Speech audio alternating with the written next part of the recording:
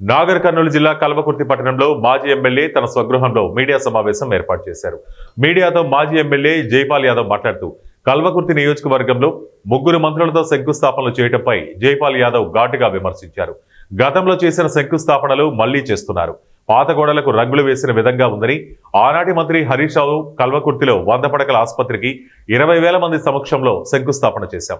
చిన్న స్థాయి నేతలకు లేకుండా సీనియర్ మంత్రులకు తెలియదా అన్నారు. పల్లె దవాఖానా పేరుతో నియోజకవర్గంలో 27 ప్రైమరీ హెల్త్ సెంటర్లను ప్రారంభించినట్లు తెలిపారు. తన హయాంలో నియోజకవర్గంలో ఎన్నో రోడ్లు వేయించినట్లు వెల్లడించారు.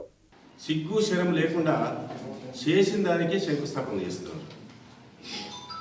మీరు 2022-23 సంవత్సరంలో గౌరవ ముఖ్యమంత్రి కేసీఆర్ గారు ముఖ్యమంత్రిగా పనిచేస్తున్న సందర్భంలో నేను కల్వకుర్తి కాన్స్టిట్యున్సీ హెడ్ క్వార్టర్కు 100 పడకల ఆసుపత్రి మంజూరు చేయించిన.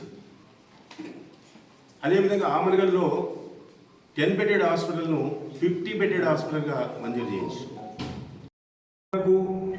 కాంగ్రెస్ ప్రభుత్వానికి సవాల్ చేస్తున్నారు. మీరు చేసిన దానికే శంకుస్థాపన చేస్తారా?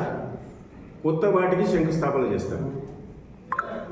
2022-23 సంవత్సరంలో ఆనాటి ముఖ్యమంత్రి కేసీఆర్ నాయకత్వంలో వైద్య ఆరోగ్య శాఖ మంత్రి హరీష్ రావు గారు ఆమనగల్లో 50 పడకల ఆసుపత్రికి, కల్వకుర్తిలో 100 పడకల ఆసుపత్రికి శంకుస్థాపన చేసి మంజూరు చేసి టెండర్స్ కూడా పిలిచి అవన్నీ కూడా ఫైనల్ కూడా చేయడం జరిగింది.